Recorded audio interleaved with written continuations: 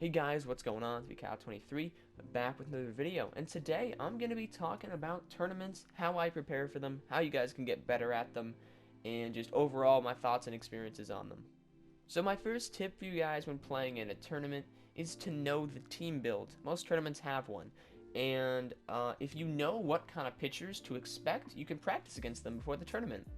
If Kluber is available in the tournament, it's pretty much a given that he will be used every other game because usually there is a rule against using starters back to back. So obviously, you want to practice against guys like him, but you also want to practice against guys that you know are going to be popular. Let's say it's a live series tournament. You're going to see Chapman. You're going to see Hader. You're going to want to practice against those guys. Lefty practice. And if you get ready for it, it's just going to put you in a much better position for the tournament. It's also not a bad idea to do the same thing with the hitters. Know what kind of hitters you're going to have to face and maybe try to anticipate what pitch can I throw to get this kind of hitter out. Like, you have to get ready for all of that stuff. Think about the popular hitters that you're going to see in the tournament.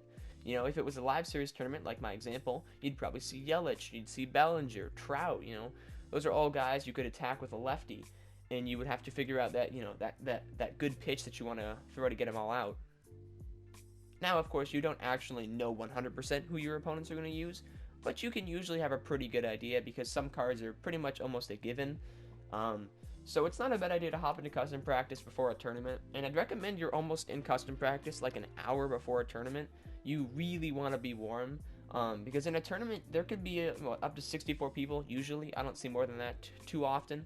But you have to guarantee that at least someone else in that tournament has been on for maybe like 2 or 3 hours before, and just having that warm-up before a tournament is so important, and if you don't have it, it's gonna hurt. Now, you don't need to be on hours before every single tournament, it might even just be 15 minutes could be enough if you're experienced enough, but you just have to kind of know yourself and know how much practice you really need before hopping into a game. You should do something. You should at least throw a couple batters before you hop into a tournament. Obviously, custom practice is against the CPU though, and probably one of the best ways to actually get practice is to friendly somebody who's also in the tournament. If you know someone and they're down to do that, that's a good thing to do. It gets you experience against someone who's in the tournament, and they're using a team build from the tournament, and you're using your team, so it's definitely better than custom practice, but custom practice is a good way to just repeatedly try over the same scenario. So now once you're in the game, there's definitely a couple things you can do to help yourself gain a little edge on your opponent. So one of the first things you can do is you can check out their bench. Now, you can't do it in custom practice, but you can press options and square, and you can look at their bench. Your opponent might be platooning some players. Your opponent might have some pinch runners in play. You can just check all that stuff before the game. You can check out his bullpen. It's definitely a good idea to know what could be ahead. One of the most common things that's going to happen in a tournament is maybe you get nervous. Maybe you start up letting a few hits and you're really nervous.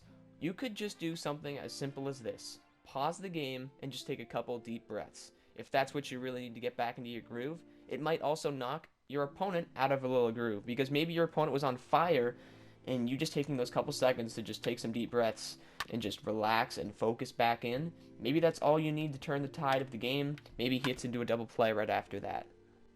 Now, usually in a tournament, there are some prizes at stake, usually like a PSN card or something, and one of the biggest mistakes you can make is to get upset about the game and what's happened already, because you can't control it, man. You can't control it. Even if it's a mistake you made, even if it was like a bad animation, you can't let that stuff get to you, because the moment you do let that get to you, you're just going to be in a worse spot. It's so much harder to play the game that way.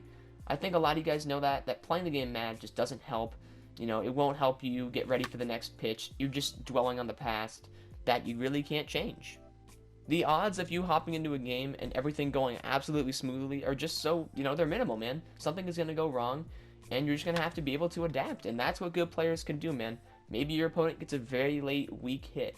You're just going to have to be like, okay, he got the hit. I'm going to have to adapt and get him out, Throw that double play pitch. Boom, 2 outs.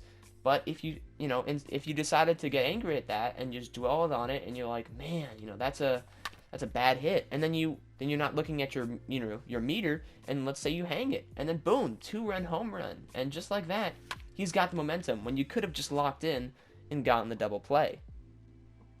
Now, like I said, it's always a really good idea, but if the game is really upsetting you, pause the game, take some deep breaths, just relax, do whatever you need to do to calm down, and then try to maybe, even hype yourself up, get some hype music going, do whatever you need to do to get yourself in the zone. You guys know yourselves, you know what you need to do to play your best. Now, another common mistake I see in tournaments is people not worrying about being eliminated in a double elimination tournament, because obviously you have 2 chances. But it's actually really, really important to be on your game every single game. No matter who your opponent is, you have to be on your A game, because if you get eliminated early, it just makes it so much harder to work to that finals and take 2 out of 3. You can't lose in the finals. Usually it's a system where you get to the finals, you play the winner of the winner's bracket, you have to win 2 straight, he only has to win 1. So you have to really, really make sure you're playing your A game against everyone, no matter who it is. So yeah, guys, those were my tournament tips. Hopefully these did help you.